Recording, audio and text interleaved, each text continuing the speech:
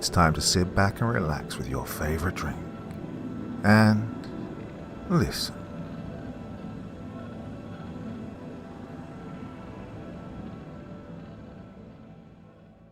Body Shock by Mike Ate the World. Some people just don't understand. What's right in front of you is almost never the whole picture. Behind every photo, every setting, every face is an entire world yet to be discovered. My friends and I now know this to our disdain. We now understand why our parents always told us to stay away from the cranberry bogs on the west side. As a matter of fact, we now know why everybody avoided those bogs. I never had a plan on my 21st birthday. I just figured I'd invite all my friends to my backyard, have some drinks by the fire, camp out, and wake up regretting the hangover. Well, the only problem is we all still had that teenage yearning. Our youthful anxiousness for adventure fueled our minds with reckless abandon. It wasn't even my idea to leave the confines of my quaint little yard. My friend Charlie had to point out how bored he was, even as we tipped back beers and debated over music genres with enjoyment. Charlie had a habit of zoning out, and he had a tendency of changing the course of every night we all spent together. So how about those cranberry bogs? He chimed into our game of verbal pong. We all turned to him, as I stopped mid-comment. I opened my mouth to respond, but his impatience was a swift son of a gun. Come on, guys. Sitting around this fire just ain't doing it for me. I don't care whose birthday it is. Charlie, I started, to no avail. No, I was just sitting here thinking, well, we're all 21 now. We've all grown up hearing the story about those damn bogs being taboo, off limits. What do you say? Let's throw our intoxicated caution to the wind. Let's camp on the bogs for tonight. Charlie closed his suggestion with a smirk of buzzed hopefulness and mischief. I barely knew what to say. Looking around at the others' faces, I didn't find much more to go off of. Stacy and Henry kind of just stared at the fire, their eyes glossed over from shots and speechlessness. Jay sat to my right, gripping his beer and giving me a half glance with the corners of his eyes. The crackling of the fire seemed to pierce our silence with nothing but an awkward snap, one that only background noise could administer. Jay finally stole the fire's thunder by interlining a response with throat clearance.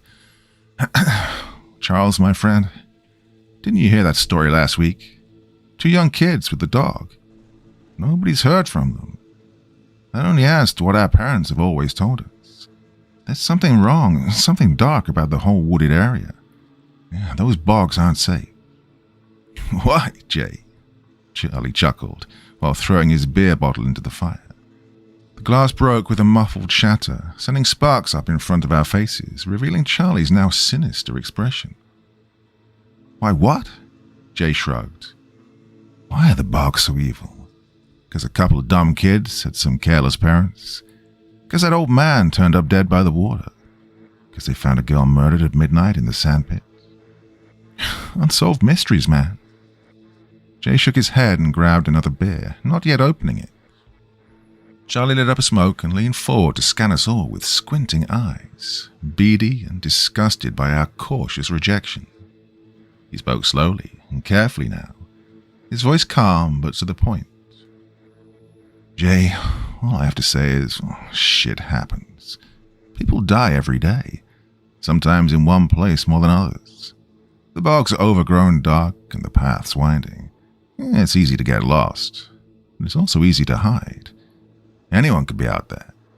Tonight will be anyone celebrating our friend's 21st year and having a good time. He put out half a smoke and tossed it into the fire pit. He looked up at me, as if knowing that he'd gotten through to someone. Maybe me? Well, maybe. He had a point. I'd spent 21 years in this part of town, yet I never set foot on the mysterious roads of those bogs. How do I know my parents didn't just do a good job of instilling fear into my mind to keep me safe?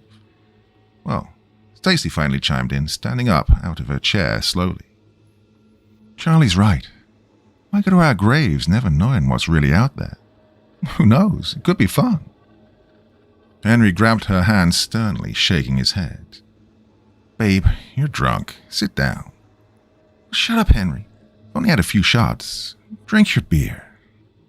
She turned back to us and continued. "It's a time of celebration, guys. Let's do something exciting. If you're waiting for a vote, you have mine." Charlie smiled in satisfaction. His point had made its slow roundabout. Henry finally replied with an, "Okay, whatever." I just nodded and grinned nervously. Jay, on the other hand, frowned with a stoic set of eyes, wouldn't give a yes or a no. His disagreement could have gone on forever, but so could his silence.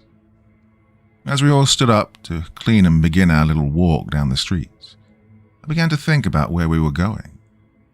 I turned a mental eye to my nerves as they touched upon memory lane. I'd heard a lot about the bogs, a lot. For example, 10 years ago, I was only 11, young, innocent, maybe a bit over-anxious about life. Still, my mother was able to sit me down in the kitchen for something this serious. I knew what murder meant. I'd just never been subjected to it. My neighbor used to stroll down the river, ran behind the bogs. He'd never set foot anywhere else near the bogland, and he stayed on the other side of the water. That summer was different, though. Mr. Fraser was a nice man. My dad knew him on a first-name basis, and I remember calling him my friend Jim a lot. Jim was a few decades older than my father, but they'd easily bonded over fishing, cars, and sports. Old Jim would even buy us all gifts. He only lived near us a couple of years, but we felt like we knew him for much longer. When my mother told me that he was found sprawled out by the inner edge of the river, I was confused. He used to talk to my parents all the time about how he would only stroll on the outside. He was educated about this mysterious land, even in the short time he'd lived here. What had changed that day? We hit the road around 8 p.m. The uneasiness had finally let up, and we all started joking about how old we felt. My legs ached, and Stacy kept saying her lower back was a bit uncomfortable as Henry placed his hand there to comfort her. "Hey, Henry, guess you gotta let her be on top more often. You're killing her back," Charlie snickered. "Shut the hell up," Henry sneered back. Hey, it's my birthday, guys. Let's not tear each other's throats out." Well, we shared a laugh about it anyway. We arrived at the bogs around 8:30. As we stepped up to the borders of the shifty land, I realized it looked different than I'd remembered, or from what I could see at least. The street lamps were off for some reason, even though I'd driven by it many times before, noticing how lit up it was. Tonight, something was different. The bogs were all overgrown, tangled in a mess of leaves, vines, and weeds. The trees hung menacingly over the footpaths, like hungry bullies waiting for a payout. Charlie faced away from us, pulled a cigarette out of his pack, and lit it up nonchalantly. He took a drag and then smiled as he exhaled. His face was beaming with excitement. "Okay," he started. "Who wants to be the first one in?" My stomach jumped. I'd almost forgotten we were actually going to step foot on the property. Jay shook his head and began mumbling about something incoherent. "Jay, my brave friend, how nice of you to volunteer." Charlie flicked his unfinished bud across the street and rubbed his hands together in anticipation. Jay shook his head again, but spoke calmly. "I think we should all line up and walk in together. We stay close and keep as quiet as possible." Charlie's smile turned instantly to an eye-rolling sneer. "Fine, Jay. You can lead the way." "Sure. Follow me, guys." Stacy and Henry scurried to the back of the line, holding hands and pressing close together. I stood next to Charlie and let him pressure onto a position behind Jay. Jay wasted no time entering the dark, shadowy mouth of the tree-laden path. The sounds of our feet shuffling behind him echoed ominously through the night. We were unsure, nervous, and not far from scared. We were buzzed and looking for nothing but a good time. Well, all of us except for Jay. Yeah, I could tell at this point he'd only taken charge to mediate the dangerous fun. He led us through the trees as the vines reached their inanimate fingers toward our feet. We stepped and stomped our way to the sandy clearing. We were suddenly out of clear sight. Civilization had been buried behind us through leaves and pine. I could hear the slight hum of traffic in the distance, but I knew now we'd reached the belly of an unknown beast. I took a look around us once we stopped moving. All of us lit up cigarettes after we dropped our equipment on the ground. Henry and Stacy cracked a bottle of booze open, and Charlie made himself comfortable on a log. I observed the bogs like an alien planet. The old cranberry plants were discolored. Pieces of machinery lay around a little watershed on the opposite side of the plot. Several old-looking run-down cars were parked by a big warehouse ahead of us. I felt a chill in the air all of a sudden. I couldn't tell if I was only cold from fear, but, well, I wrapped my arms around myself a bit anyway. "Welcome to the scariest place on earth, my friends," Charlie celebrated as he cracked open a beer. "Well, it's not that bad. Just getting dark is all," I pointed out. "Hey, who packed the flashlight?" Stacy wondered out loud. We all looked at each other, all waiting for an answer. Jay started to laugh a bit. "Are you kidding me?" He reached into the tent bag and felt around a bit. "Damn, nobody thought of it?" Charlie snickered as well. "Wow, oh well, we can start a fire. Utilize your surroundings, right?" "Yeah, plus we can use my phone light until the battery dies," Stacy offered. "I almost forgot. Hey, take out your phones." Charlie pulled out his phone and shut it off. We all blinked at him for a moment.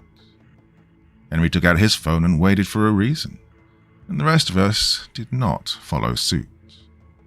Charlie then added, "Hey, no phones tonight, ladies and gentlemen." Wide-eyed and silent, I grabbed at my phone in my right pocket. "Why? We need at least one in case of emergency." I left mine anyway, not complying. "There won't be an emergency. We're grown adults with a survival instinct. We're only 5 minutes from society. We'll be okay." Oh, Charlie was serious. Jay surprisingly agreed and asked us just to turn them off. We could always turn them on if we really needed them after all. We spent about an hour just chatting by a nice warm fire, telling quick little scary stories we'd heard throughout the years. Well, the thing was, nobody was uncomfortable anymore. We were having a pretty good time. We all stopped talking. Loud noises, distinct and nearby, echoed around us. Charlie went stoic. "Are those branches?" he asked. Well, he shrugged at him and stared at the trees. Jay stood up next to Charlie and looked down at him. "Yeah, want to go take a look, man?" Charlie was starting to look less sure of himself. His shoulders held a defensive attention, and his neck showed signs of tenseness. He eased up after a minute of peace and stood up at the ready. "Yeah, I'm gonna go see what's happening. Probably some coyotes or deer." "Oh, giant ones," Henry joked, half serious about it though. "You eat a giant one," Charlie retorted. We all laughed again, but Jay and Charlie were starting toward the trees. Almost immediately, before they could get to the tree line, the brightest lights you could imagine popped on deep in the woods. Countless beams of sparkling luminescence careened and shot out from between the tree trunks. Jay and Charlie were so shocked they couldn't help but bounce back on their heels a bit. "Wait, what the hell?" Charlie exclaimed, shielding his eyes from the strange lights. I stood in awe of the sight. Nothing but bewilderment occupied our faces. Henry spilled his booze and dropped his cup. Stacy drank her booze and started pouring another drink. Well, I was never much of a drinker, but I suddenly needed a smoke and a drink myself. "Where's that coming from?" I asked to nobody in particular. "I don't know." Jay was confused, but he threw his hand across his forehead and peered through the trees, hoping to catch a glimpse of a rational answer. Nothing revealed itself, but lights and more questions. "You were just going to stand around and wonder about it? Let's go check out the source," Charlie demanded. "No, Charlie." Jay threw his arm out, stopping Charlie in his tracks. "You know, Jay, I've had enough of your rejections. I'm so sick of you trying to take charge and acting like you know what's best. I really don't care anymore. If you or none of you want to follow, that's fine. Just have a tent set up for me when I find out what this light is." He grabbed Jay's arm and flung it aside. But Jay wasn't fazed a bit. He just watched as Charlie walked into a section of lit woods. "We can't just let him go wandering off alone," Stacy insisted. "Well, sure we can, Stacy." Jay was unmoved. "It's his own choice. There's no sense in the rest of us getting hurt with him. Because then, who would save us?" Stacy looked drunk with disgust. "Jay, he's your friend. We should be saving him. It was our choice to come here, so we're responsible for what happens." Jay just shook his head. Funny thing is, even through her scolding, nobody, not even Stacy, followed Charlie as he disappeared into the unknown.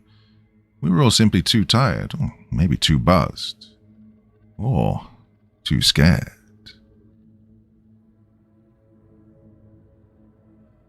Part 2. A half hour or so passed by with no event. Stacy had fallen asleep in a blissless, drunken coma. Henry sat silently by her. I chain-smoked my last few cigarettes like never before, lighting each one with the cherry of the last. Finally, Jay spoke up. "Hey, did he ask us to make the tent? Yeah? Anyone want to help me?" I volunteered and grabbed the bag. A searing scream of agony ripped through the tree line. I jumped so much that I accidentally smacked Jay in the face with one of the tent poles. "Shit!" Jay grabbed his face and glared at me. "Sorry," I mumbled. Stacy woke up from her intoxicated catnap and Henry stirred to his feet. "What's going on?" Stacy yawned, clearly not shaken, maybe clueless to what we'd all heard. "Did that sound like Charlie?" Henry asked. Jay nodded in confirmation. "Oh, he has to be messing with us. He's probably on his way back," I pointed out. I wasn't sure, though. The sudden sound of a buzzing electric pulse then shook me to my core. We all watched as a streak of colorless light zigzagged its way through the forest. Oh, please," Charlie screamed from somewhere deep inside the woods. "Jay," I stuttered, "what do we do?" "I don't know, but hey, what's that?" He pointed above the trees. My jaw dropped. There beyond his finger, above the trees and beneath the sky, was something I'd only ever seen in movies and books. A disc, larger than an airplane, hovered soundlessly in the air. Its round characteristics weren't too threatening, but out from underneath its bottom surface came a cylindrical beam of light, swirling with sparkling heat. I was in awe. I was frozen and shocked. Stacy and Henry came to our side, eyes widened and jaws lower than mine. "Holy crap, is that what I think it is?"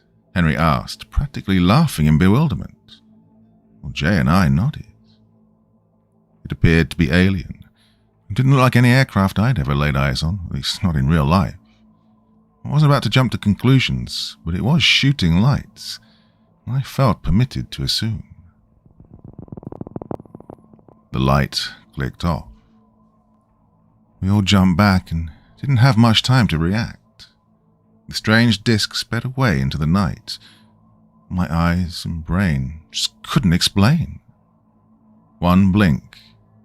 I still didn't know what happened. 2 blinks. I was more confused than ever before, and I scratched at my head, hoping somebody would speak up. They were as silent as the dark night before us. I don't hear Charlie anymore, Jay pointed out. He was right.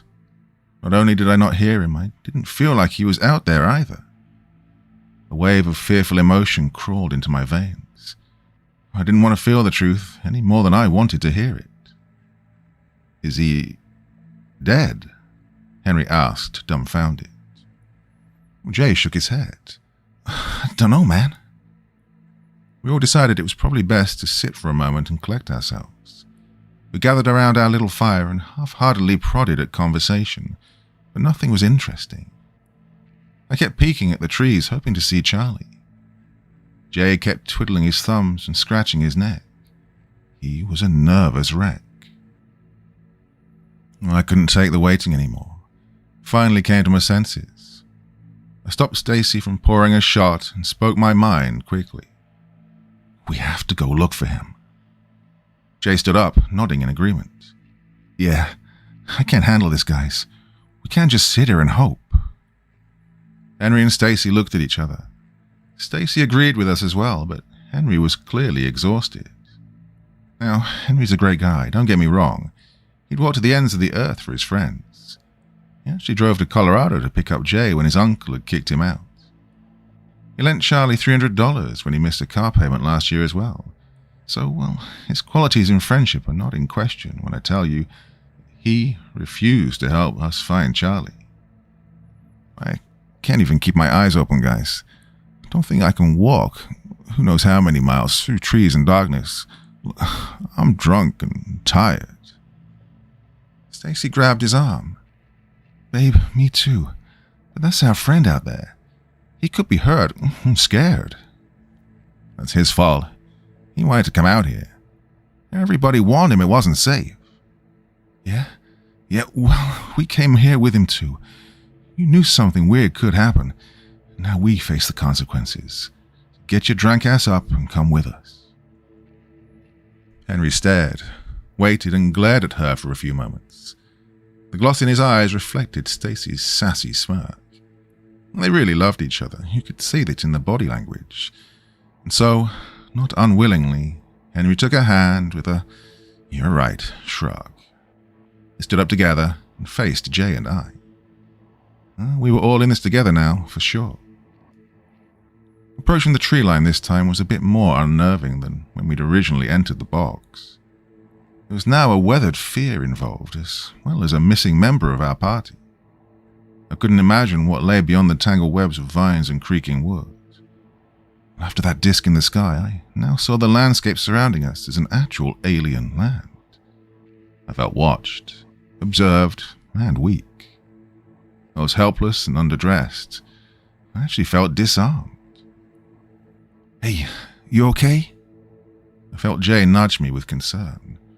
I then realized I'd been staring into the distance. My thoughts must have stopped me because Stacy and Henry were looking back at Jay and I beyond the trees. And they'd started walking already. Yeah, I was just making sure we had something to defend ourselves with. Hey, Jay, did you bring your knives? He reached into his hoodie pocket and pulled out 2 of the blades he'd brought at the mall last year. You good now? Oh, no, I thought to myself. Yeah, I lied. We continued walking. Crunch of fallen leaves and spare gravel alerted me, and who knows what else, to the path we were following. My sense of sound was heightened by my lack of clear eyesight. Henry had clicked his phone back on to make use of the flashlight app, but all it did was give an eerie glow up ahead. Hey, wait. I stopped dead in my tracks. Everyone else stopped ahead of me, noticing the absence of my crunching footsteps. What? Stacy seethed back at me.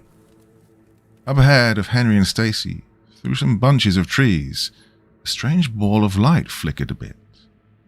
Didn't sit still either.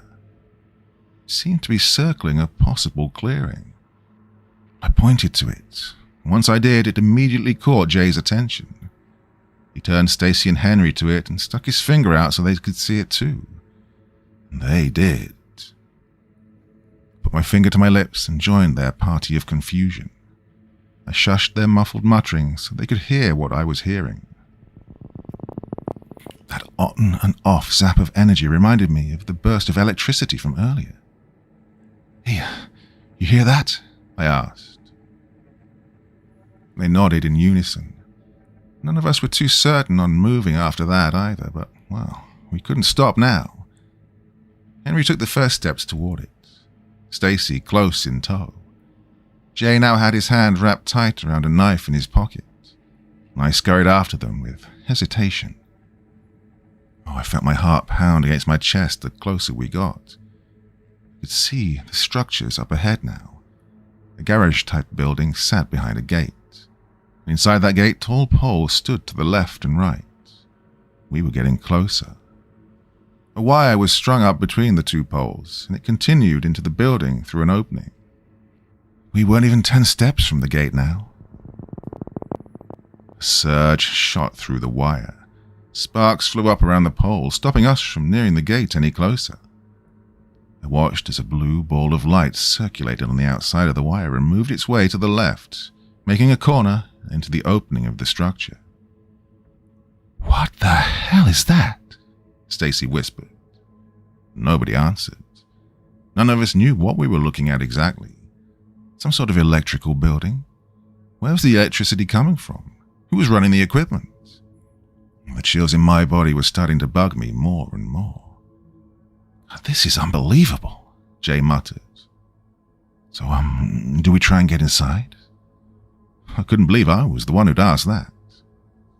Everyone turned and looked at me, realizing I'd asked a damn good question. "Well," Jay started, "we came all this way to look for Charlie. I think we should at least take a look." Still, we remained standing without further action. After all, what would we find behind those doors besides Charlie? All we'd experienced from these bogs were unexplained phenomena. Things could potentially be dangerous, or worse, deadly. Jay observed that we should test the gate first. We had to make sure it wasn't electrified. He picked up a stick from the ground and gestured for us to stand back. He wrapped his fingers around the stick tensely, sighed, and tossed it at the gate. The stick bounced stiffly off of it and fell to the ground. We looked at each other with confirmation and approached the gate side by side. Jay didn't hesitate, reaching for the gate latch with confidence. He flipped it open and pushed. It made a loud screeching sound which scared me half to death. I peeked around, paranoid that we'd alerted someone or something to our presence. Gladly, there was still no sign of life besides us. The next obstacle was easily cleared as well. The strange wire surrounding the front premises of the lot was high enough off of the ground that we could step right beneath it safely. The ball of light hadn't showed itself in recent moments either, so we weren't too concerned. However, the concerning issue was to soon arise.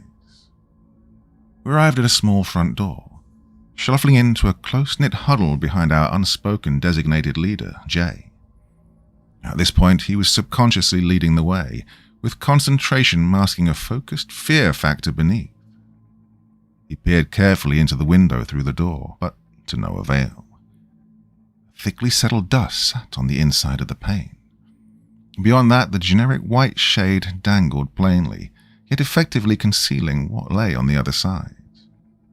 Jay turned to us, his eyes scanning our faces, and then back to the window. He shook the doorknob to check to see if it was locked.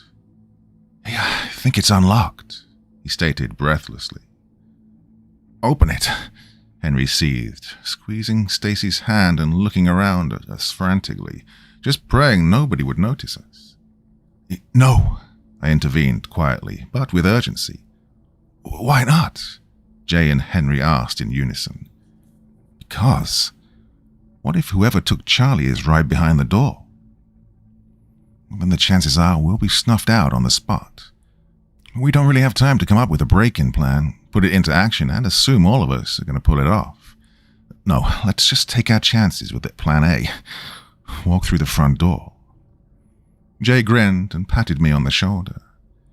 I knew he didn't mean to be a jerk about it, but Even though his reassuring little shoulder tap was meant to relax me, I could just sense he was fuming with anxiety. His face was expressing an exhausted fear. His eyes were glossy, drooling tears of anxious terror. He too must be scanning his thoughts, remembering the strange disc and the anomalous light.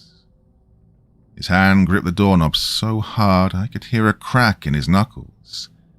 He twisted it swiftly. The steel door scraped the cement beneath it as Jay pushed it slowly open. I took a deep breath as it finally swung far enough for us to look inside.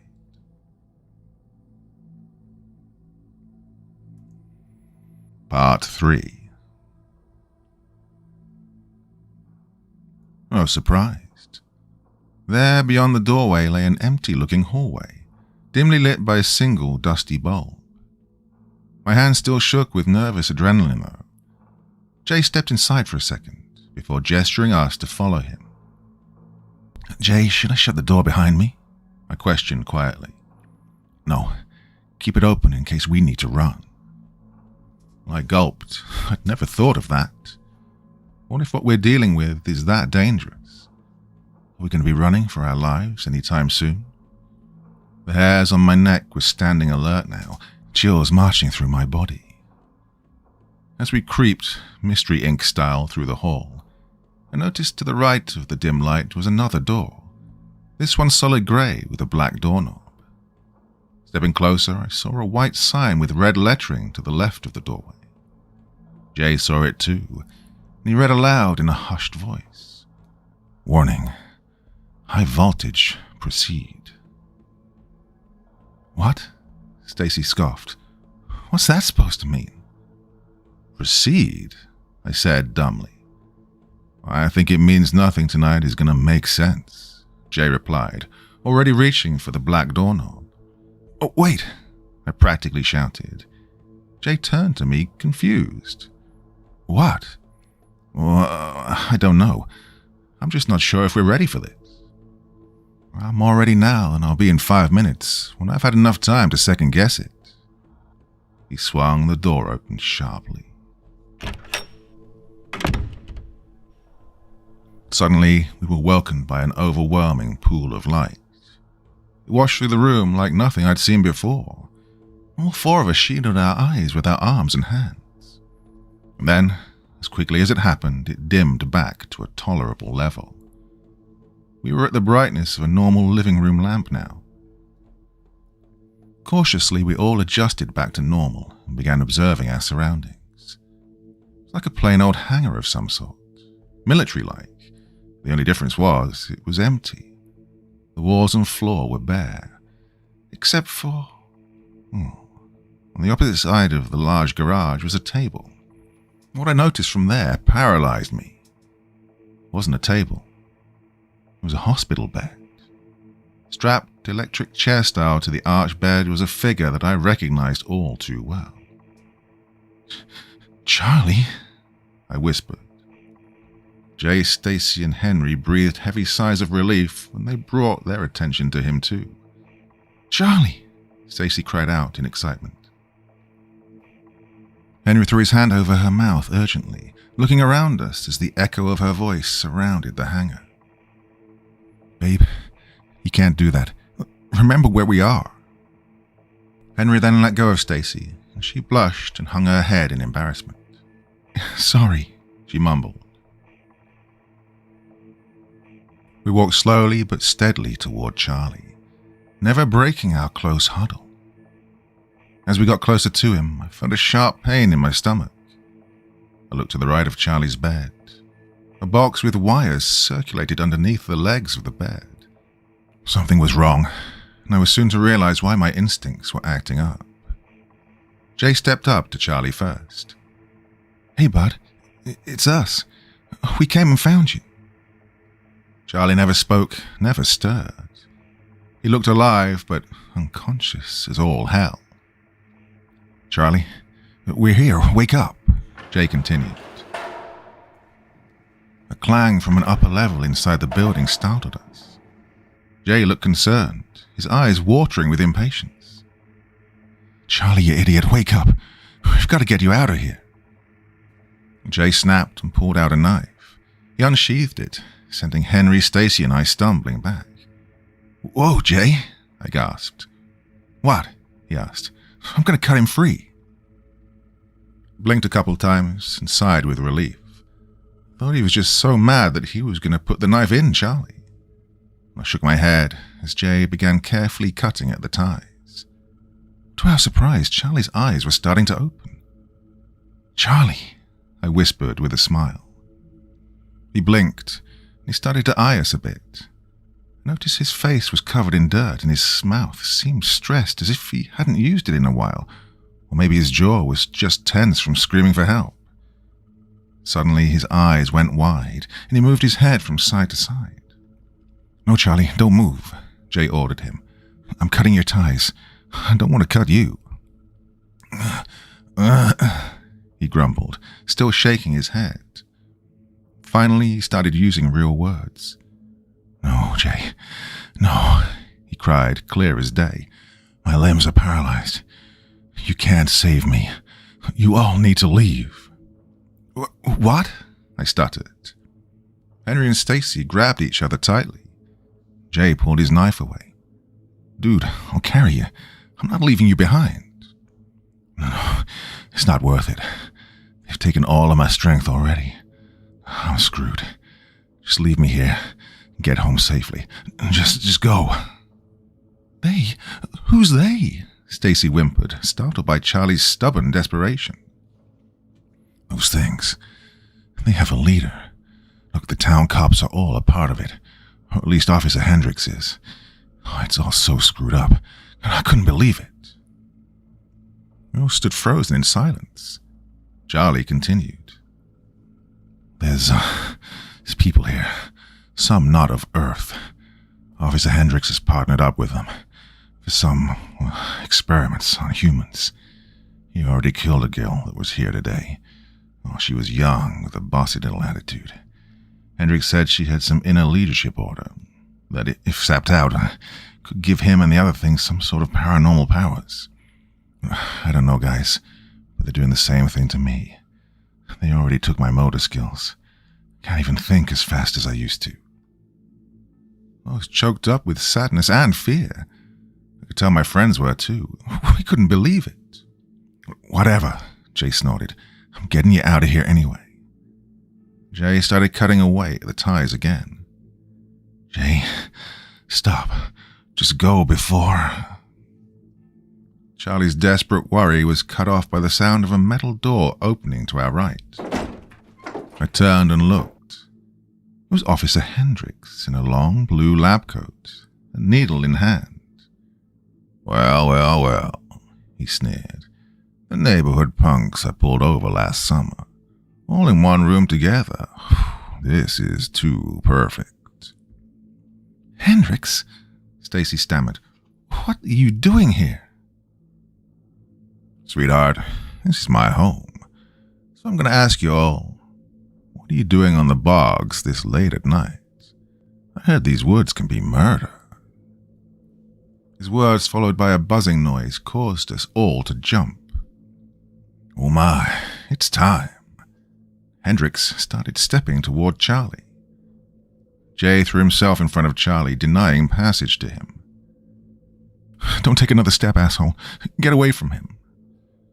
Hendricks chuckled a bit, clearly unmoved by Jay's heroic efforts. "Oh, Jay Vivago, so brave, so young, so..." He paused. "Naive." We all just watched as Hendricks pulled up a chair and sat down. Jay straightened out a bit, completely uncomfortable and unnerved by the dirty cop's nonchalant behavior. "I suppose," Hendricks trailed off a bit, "I suppose I should explain myself before we kill you all." Stacy burst into tears in Henry's arms, emotional and hurt by the cold, cruel behavior of her uncle.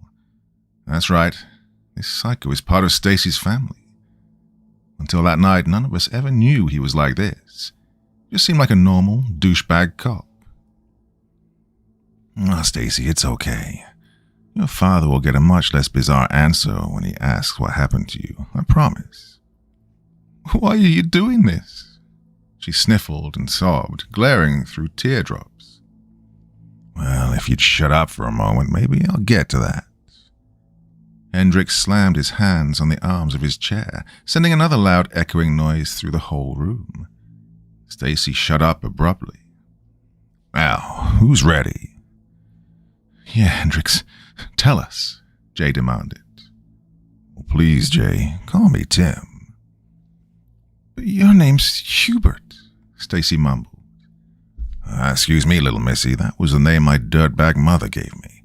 I changed it years later, and for good reason. He slammed his hands on the chair again.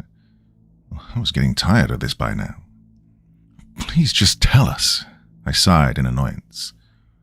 Okay. He smiled and put the needle in his coat pocket. He rubbed his hands together and adjusted his sleeves. This guy was a real nutcase.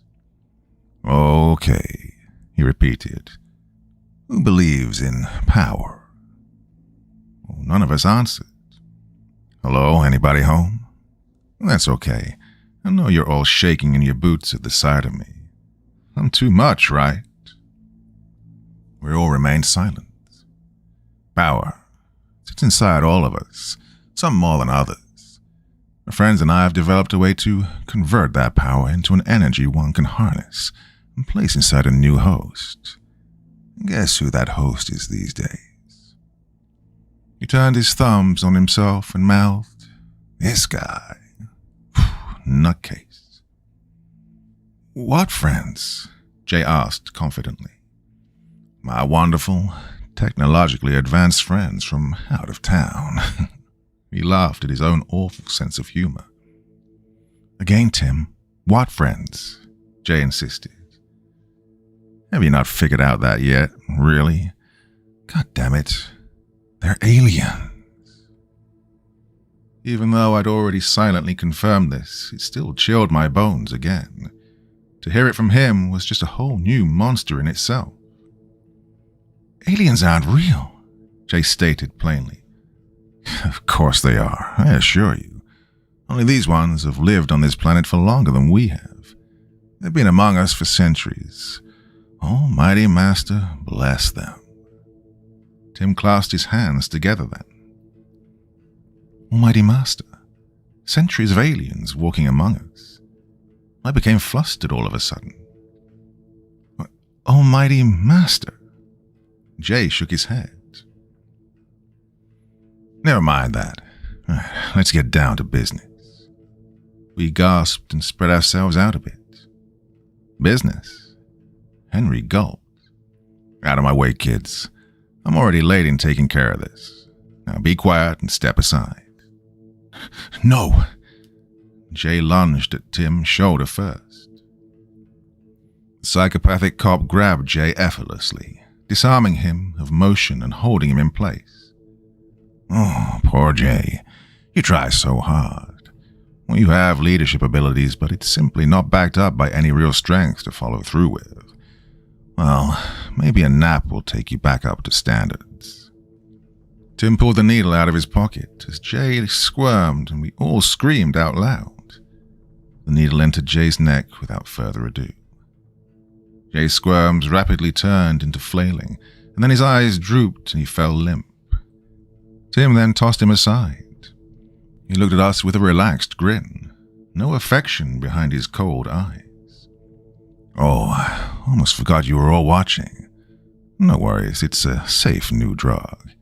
It actually makes sure his brain has nice, calm dreams to keep his aura clean while he sleeps. It's a very peaceful thing, really. You crazy mother. Stacy started pulling away from Henry to get at Tim, but Henry held her back firmly. Crazy. My beautiful, spunky niece. Well, I'm not crazy. I've just been enlightened by a better race of beings. They know me and I know them. I know all.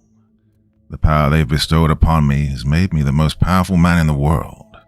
I can do anything I want. My friends work for me and build for me. It's flattering, actually. He smirked again and looked off into nothing, eyes smiling with the rest of his face. "You're a lunatic. Just let us go," I screamed. Oh, I almost forgot again. He reached into his pocket, ignoring my desperate cries. He pulled out another needle and approached Charlie. All we could do was hopelessly watch as he approached him with a sinister look on his face. I was speechless now. The needle entered our friend's neck and he instantly closed his eyes. Poor Charlie couldn't fight at all. He'd lost too much strength already. Well, Tim Hendricks wasted no time, reaching down and pressing a button on the box below him. The wires around Charlie's chair began glowing and vibrating.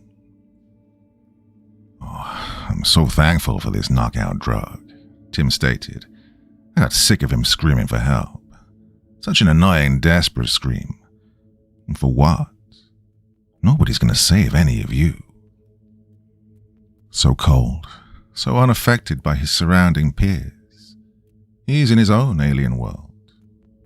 I turned to Henry and Stacy. Well, they were looking at me, probably expecting me to get us out of this mess. I looked toward the door to the right of us that Hendricks had emerged from. No, that's no way out. I turned to the door we'd entered from. Maybe, if we ran fast enough, we'd be able to make it out in time. What about Jay? There's no telling how long it would take to wake him up.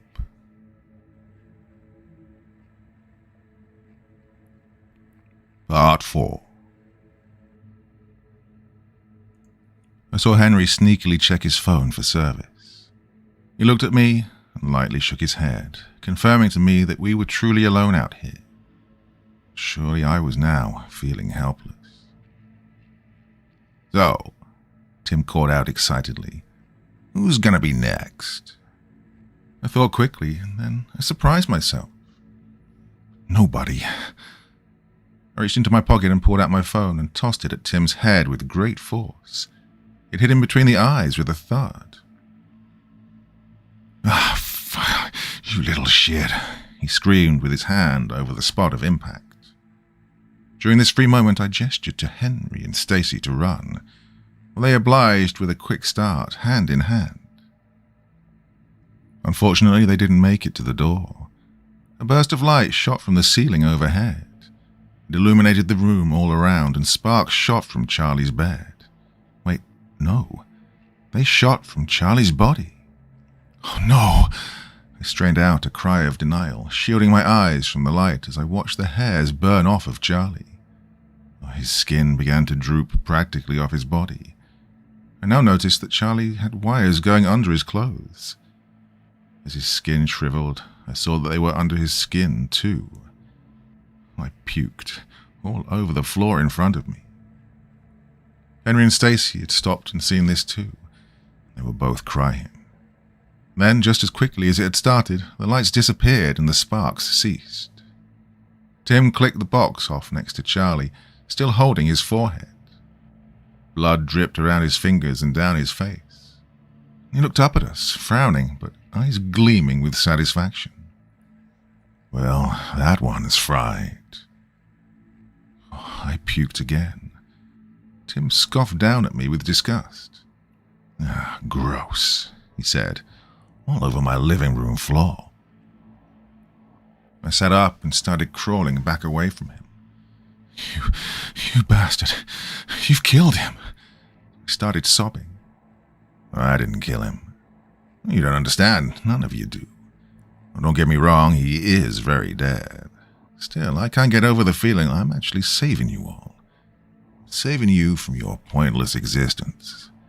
None of you will amount to anything. You'll never be as great as me, so why live?" He snickered and smiled once again.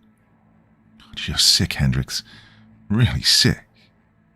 "Yeah, I'm just throwing up power everywhere I go." Suddenly, the door to the left swung open with a banging abruptness. We were turned to see who had entered.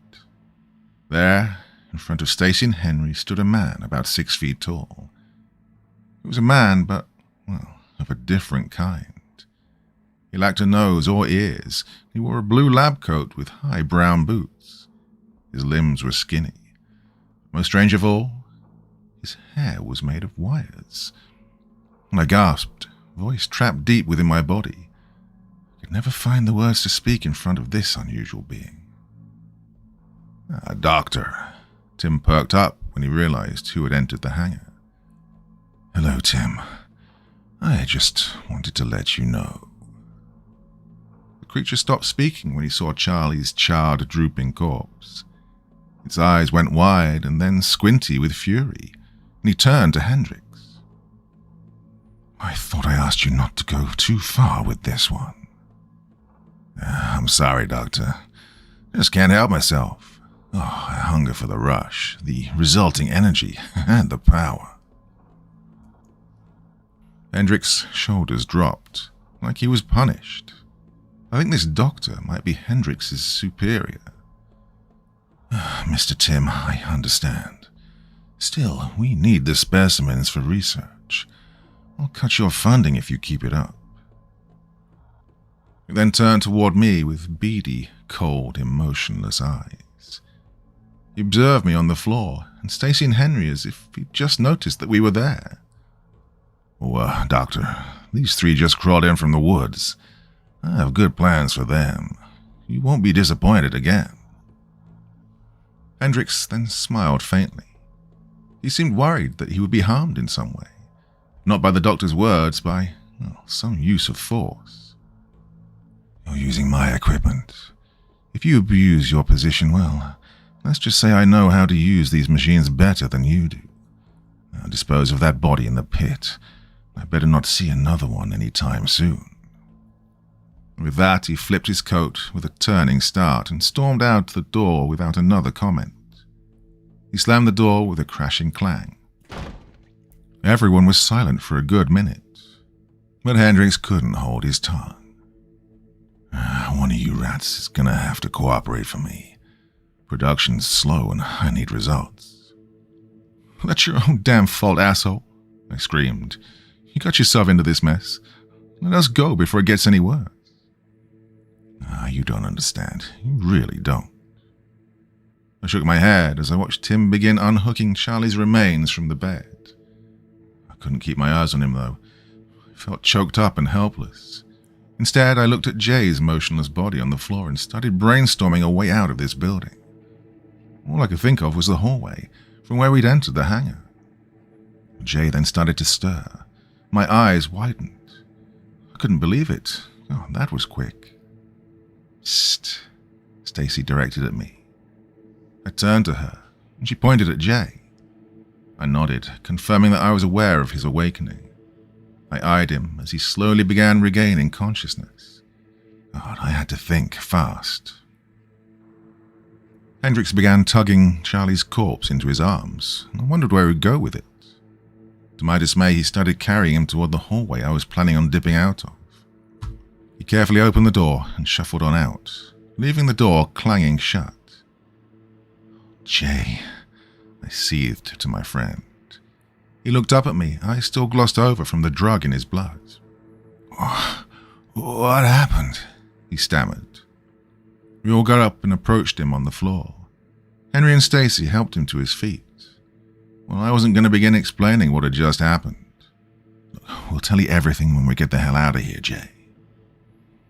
How are we going to do that? He asked me, dusting himself off from his time out on the floor. I don't know. That psychopath just left out of the doorway we came in. I don't want to chance a close quarters encounter that way. I looked around some more.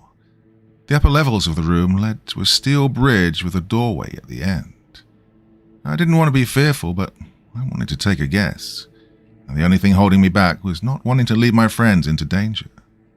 I couldn't handle the thought of anyone else ending up like Charlie.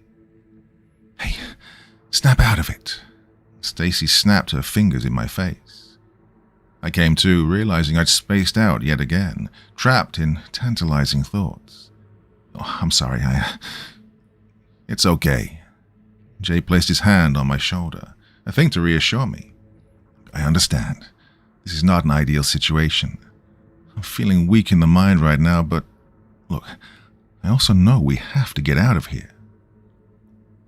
I stared at him, eyes wide, scanning his face. Well, he didn't need to say any more. I'd been designated to make the next choice to get us out of this mess, to save my friends. What if I make a choice and it's the wrong one? I'll feel like a murderer if I lead you all to your deaths. Look, I'm telling you now, none of us will blame you. Jay was serious and final in his words. It was time to move. Stacy and Henry took each other's hands, and Jay and I stood shoulder to shoulder with them as I began walking to the staircase. We were going to take the upper level. The clanging of the steps stressed me out, but Jay's words rang through my head, kept me pressing on. I was leading the way, ready to find us a way out. We got to the top faster than we expected. We must have rushed our way up, but that didn't matter. Nothing was stopping us. The central bridge was approaching. We turned onto it and followed it all the way to the end. Ahead of us now stood a double doorway. It was rusty, but I could tell it used to be a deep grey colour. A rectangular outline on the left door made me think there would probably used to be a sign on it, but it was clearly gone now. I think this is our shot, Henry whispered to me. Look, I don't know. I couldn't lie. I felt nothing more than fearful adrenaline, but I was blindly pressing on. I reached for the handles of the doors and wrapped my fingers tightly around them. I didn't want to hesitate, didn't want to wait at all, so I yanked them open. We blinked. There was a wall, a flat, grey wall. No, I said dumbly. I began to feel around, hoping to find a seam or a button or anything at all to get through it. But it was no use. My heart began racing, and the blood poured angrily through my veins, frustrated that I would fail to find an exit. Instead, I'd led my best friends to a dead end. A cold, dead, grey end. Pretty funny, huh? A voice sneered from behind us. My jaw dropped and we all swung around. There, looking mischievous as always, stood Tim Hendricks. His arms were covered in dirt and blood. His eyes were glossy, black and beady, staring at us with a smirk of malevolence. Hendricks, I stuttered. Well, I was stupefied. If there was any ounce of leadership in my bones, it was now dormant. I had no idea what to do. Kids, I think we all know how this is going to end. If you'd give up and come with me quietly, it'd be much appreciated. And he gave a little muttered laugh. There was an awkward moment of silence. We all stood and stared at each other. Oh, come on, Tim shouted. Without thinking, all four of us ran shoulder first at the corrupt cop, knocking him flat on his back. We piled past him, shoes squeaking and clanging across the steel beneath us. My eyes were frantically darting for another way out, scanning each direction the upper level could take. There, to the right. I hadn't noticed it before, but there was a balcony within jumping distance. Behind it lay a door. It was our only real chance besides going back the way we'd come. Which way was the right way? Guys, right or down? I yelled. Without waiting for a response, I turned right. To my surprise, they kept running. I stopped. To my surprise, they kept running. I stopped. Guys, I shouted again. Jay stopped and turned. I don't want to leave the decision to you this time. We're all running for our lives. Just follow or go. He then turned and continued back down the staircase. I looked to my right as Hendricks's footsteps began to clang behind me. Well, that's it, I thought. No more chances. I'm sticking with my friends. So I darted after them, Hendricks in tow. I caught up to them as they slowed to a jog. The door we'd entered through lay just ahead, practically gleaming like a light at the end of a dark tunnel. Well, hopefully. The door slammed open just as Henry was reaching for it. Ow! he cried out, stumbling to the side and grabbing his wrist. Henry! Stacy ran to his side then. Well, Jay and I had no time to react. What stood in front of us sent a shock right through our bodies. It was the doctor, the very creature who'd scolded Hendricks earlier. Behind him, crowding the hall, stood many other humanoid beings. Some were normal adult height, others looked like normal humans. They all pushed into the room, surrounding us. "Hello, young folks," said the doctor in a calm voice. We didn't respond. Jay and I looked around us. I couldn't believe my eyes. Some of these people were familiar. "Mrs. Carter?" Jay gasped. It was our old English teacher from sophomore year, standing directly across from us. "Hi, kids," she said, smiling. "Oh, this is screwed up, Jay. We have to find a way out of here." I tried shaking myself awake even, but this was no nightmare. No, it was a living hell. Stacy and Henry were motionless behind the circle of people, looking at Jay and I with horrified expressions. After a strange momentary silence from everyone, the doctor spoke. "Well, this has gone on long enough." Hendricks then approached from behind us. "You've met my friends," he snickered. "They've been watching us, our chase from the control room. Now you see, you're never safe. This was always meant to end in my favor." "Enough," the doctor boomed, causing my heart to skip a beat. "Sorry, sir. How should we take care of these four now?" "I don't care. Just give me their energy. Route it right to my father's chambers. I'm sure he'll be very pleased." My face must have twisted to another deep level of fear because the doctor looked right at me and spoke again. "Oh, child, don't bother being scared. Your existence will no longer matter in the following moments. This is the end of the road for you and your friends." The circle of people began to close in. That's when I noticed them. There, in the furthest end of the crowd, were my parents.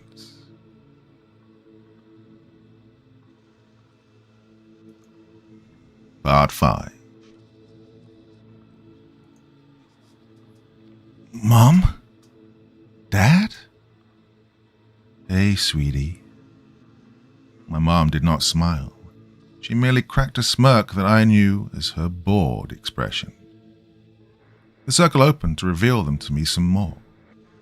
They were in their normal day attire, hair and faces neat and prim. What the fuck is going on here? My tear ducts were dammed, causing my face to twitch as it held back the waterworks, a mixture of anger, sadness, and fear that had all built up throughout the night. Jay, Stacy, and Henry were all speechless. Their parents were not present, but all eyes were on me as I took in this confusing situation. My dad stepped forward. "I'm so sorry. We wanted you to stay away from here. We didn't want you or your friends to end up in this awkward position." "Awkward? Freaking awkward? Charlie's dead. These people want the rest of us dead too. You're going to let this happen?" "Listen, it's nothing personal," my mum stated coldly. "You're our blood. The Almighty Master may share your energy with us this time." "Nothing personal? Almighty Master?" "Mom, Dad, I'm your son." Suddenly my arms and hands were apprehended by some aliens from the crowd. Stacy, Henry, and Jay were all grabbed as well. They were screaming for help, but my eyes would not peel away from my parents. "I'm your son," I screamed again. No response. I couldn't help it. I pulled one of my kidnappers' hands up to my face and sank my teeth down into their palm. "Ah!" the being screeched aloud. "Stop that one," Hendricks seethed. I was already headed up the stairs to the upper level. The sounds of my shoes clanging against the steel practically muffled the cries of my friends beneath me, all screaming out for help. Maybe from me or maybe from no one in particular, but Well, I couldn't stop. Some unknown fear inside me compelled me to get away. I knew we'd all end up spread out at some point. God, I was just leading the way, right? They'd soon follow, right? I could see it again now. The balcony in jumping distance. It had to be a way out. It had to be. I grasped the railing where I was and swung myself across. My body cracked against the double doors and I stumbled backwards, but I kept my footing. I wasted no time as I opened the doors in front of me. A long winding corridor stretched out beyond me. Again, it was dimly lit, this time by many bulbs along the length of the ceiling. As I followed the walls without hesitation, taking each turn with a barely cautionary stall, I began panting. Well, I never realized it, but I was becoming very tired. My muscles ached and pulsated like the throats of frogs, swelling and deflating over and over. The only thing was, well, I wasn't planning on croaking anytime soon. My frantic running slowed to a jog. God, how long was this damned hallway? I was answered by a doorway up ahead. This one was a glistening chrome surface, smooth and twinkling as if it were freshly scrubbed, waxed and shined. Again, without thinking about it twice, I swung the doors open. What the... I gasped as a gust of wind, accompanied by a furiously bright light, smacked me with a wave of surprise. I shielded my eyes quickly. God, it was so bright I could feel it through my eyelids. I waited for what felt like minutes on end to reopen my eyes, and then I finally did. The light had ceased, gladly, but I kept one hand close to my face just in case. Then I began looking around the room. Wait a second. Oh, not a room. I was outside. I was standing on a rooftop. My heart began to race. Well, that meant I'd made it out, but hold on. I wasn't alone. Oh, shit, I whispered aloud. The large disc-like craft from earlier sat quietly whirring ahead of me. The same shiny gloss from the door behind me made up the entire surface of the alien ship. It had multiple circle windows around the top part and a few lights unlit around the bottom. Unbelievable, I mumbled. There had to be somebody on board. It was running. It sounded like a car sitting idle. This was no earthly personal vehicle, though. I looked round and noticed a large wooden crate off to the left of me. That'd be my cover until I could figure out what to do from here, I thought. I quickly tiptoed over and ducked down behind it. I couldn't believe the situation at this point. Here I was, hiding behind a crate on a rooftop of a building occupied by alien creatures and crazy people. Officer Hendricks, my parents, my old teacher. I mean, what the hell was going on? Wonder what my friends were doing.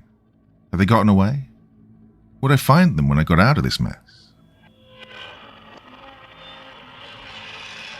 The shiny chrome-colored door flew open. My heart skipped a beat. Who was it? I could hear two voices, a male and a female. They were talking frantically back and forth. Well, I had to sneak a peek and figure out who had followed in my tracks to this alien landing zone. I took a deep breath, stuck my head out just a bit. Hey, Stacy, Henry, I whispered loudly, my voice rasping, straining to still keep quiet. They turned to look at me, eyes widening with a smiling surprise.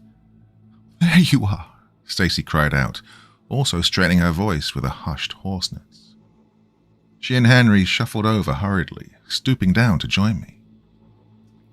I ran as far as I could to escape those things, but I don't know where to go from here, I explained. Well, I don't know either. What if I headed up to here with this bullshit? Henry shook his head and put his hand on his forehead, displaying stress and discomfort. Look, there has to be a way off this roof. We're going to find out. Hey, where's Jay? I looked at them both as their faces fell to a solemn lowness. Oh, Stacy turned away a bit. I'm sorry, They got him, I said. It was a statement, not a question. They both nodded. No, No. I stood up, hands and head shaking. Oh, no, shit. It's my fault. No, it's not, Stacy shouted. Don't say that. No, sit down. They're going to find us. I should have been there. I should have... My voice trailed off. My devastation finally took its toll. The waterworks were brewing like a pot of bad coffee. My body was rejecting my own feelings. I couldn't handle it anymore. I was bitter toward myself. Stop crying. It's not going to help matters. Not to degrade him post-mortem, but this was Charlie's idea. Henry tried sounding final, but I wouldn't take it. Henry, no, we all decided to follow. And Stacy cut me off. Then it's everybody's fault. Just get over yourself. My jaw dropped. She was probably right. I was taking it to heart. Jay and Charlie were gone. And this isn't about me. It was about everybody. So I kneeled back down.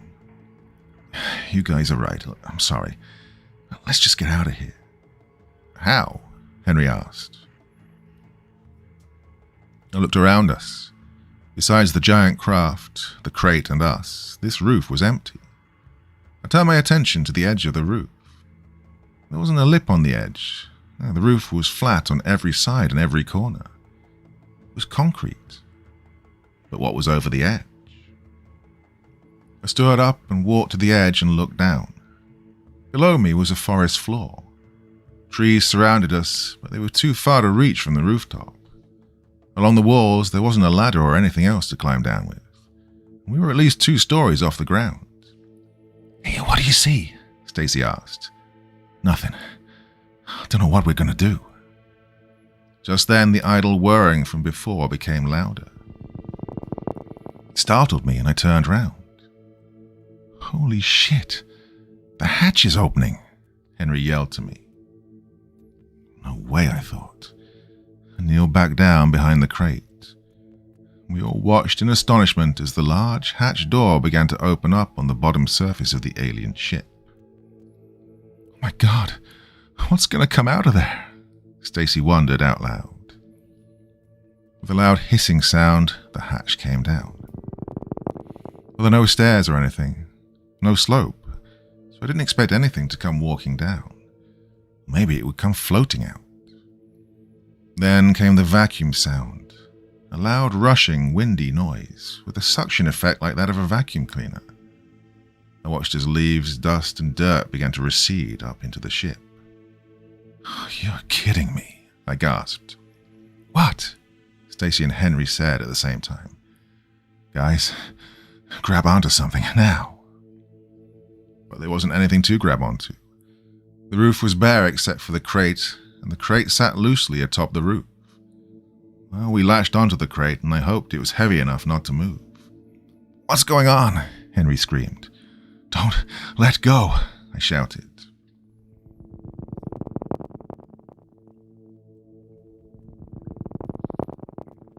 There was a flash of light and electricity as the suction sound got louder. I could feel it now.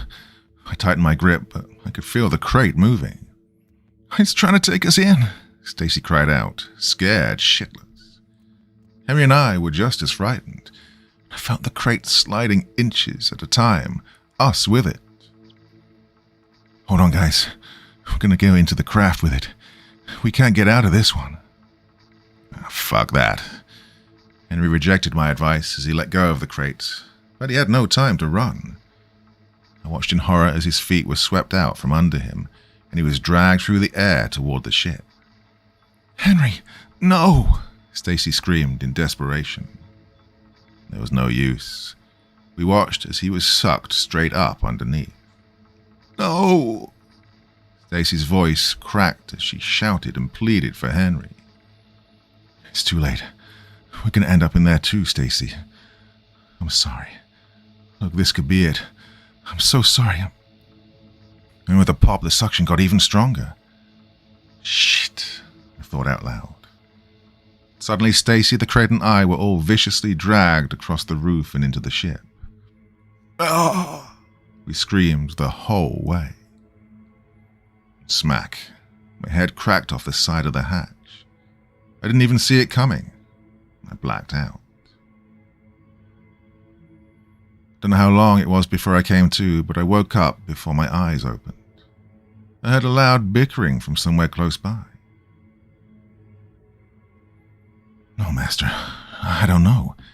Look, 3 did get away, but we may have enough energy already. This planet will be all yours. A deep, booming, gravelly voice came next. You weak, weak scum. There's no explaining your way out of this one. You failed me again. First you killed the old man and those children before you could bring them to me. Then you nearly destroyed the equipment with that teenage waste of space. His energy level was enough to finish this, the voice stammered. Do you understand me, Hubert? I am not satisfied. I'm sorry, Master. You're no longer of use to me. Please, please, it won't happen again. You're right. There was a loud crunch and a squishing sound. It continued into a rushing of drips and splashes, and then there was silence. I couldn't see a thing. Wherever I was, only feet away from the horrendous conversation I'd just witnessed, it was pitch black. I reached my arms out to feel where I was. It felt like a box of some sort. A box big enough to give me room to move, but a claustrophobic space nonetheless. My head was pounding too. It took me a moment to remember I'd smacked my head off the ship as it aggressively pulled me in. I grabbed at my forehead and groaned. Yeah, it was painful. I shifted myself uncomfortably. Oh, I jumped. Well, the master was moving around now. I wondered what was going to happen next.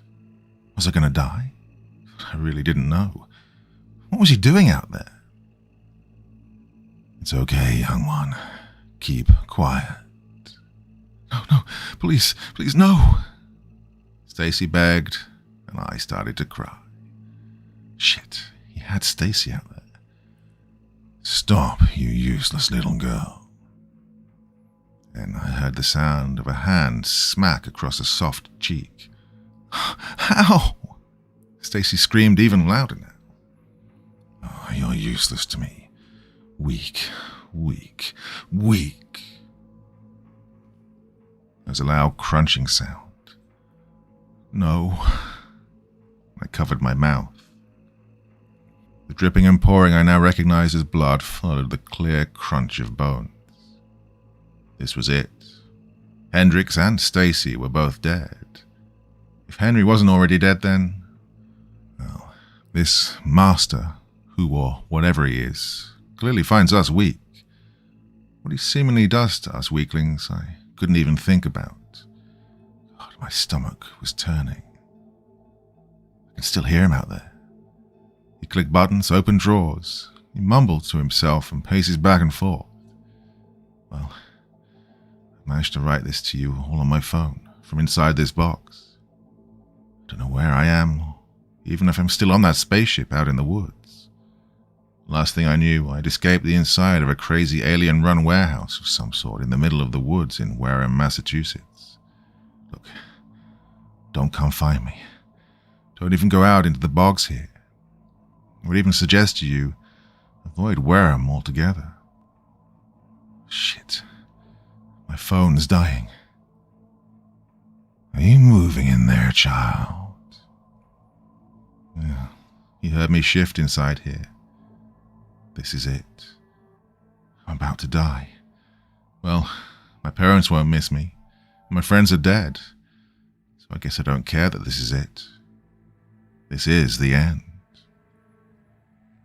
The box lock clattered and clanged. I could feel the air in my lungs swirling like fire ants marching inside me. My eyes began to water.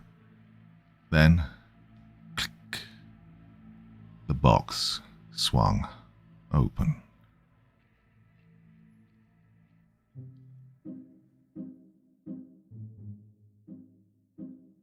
Well, not happy ending at all to that one. Well, you can't say the kids weren't warned. Listen to your parents, they often know what they're talking about.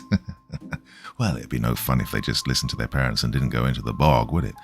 So an interesting case, this one. This is a story which I started last year, and then I thought I'd recorded the end of it, but I was looking back through my my videos and I couldn't find it anywhere. Then I went and checked, because I keep the audio for 2-3 years just in case something happens, and there it was. And I think I'd forgotten to ever post this. There was no sight nor sound of it in the back catalogue. So anyway, better late than never, as they say. Well, yeah, that's it for this evening. Back again with a podcast over on the second channel tomorrow night, and back here with something I think zombie related on Friday evening. Till the next time, my dear friends, you'll sleep well, yeah?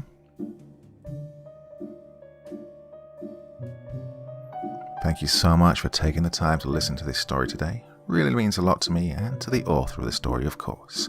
Well, if you want to know more about me, I'm pretty much everywhere on social media. You can find me on Facebook, Twitter, Instagram. You can download my music on SoundCloud. I've got a Patreon if you feel like. Throw me $1 or $2. Very much appreciated.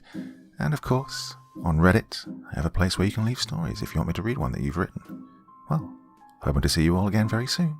Till then, sweet dreams. Bye-bye.